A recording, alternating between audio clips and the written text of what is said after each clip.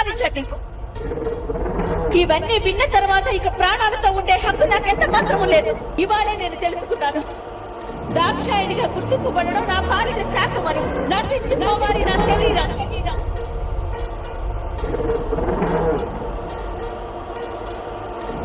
ఆజ్ఞాపించండి. విధ్వంసం.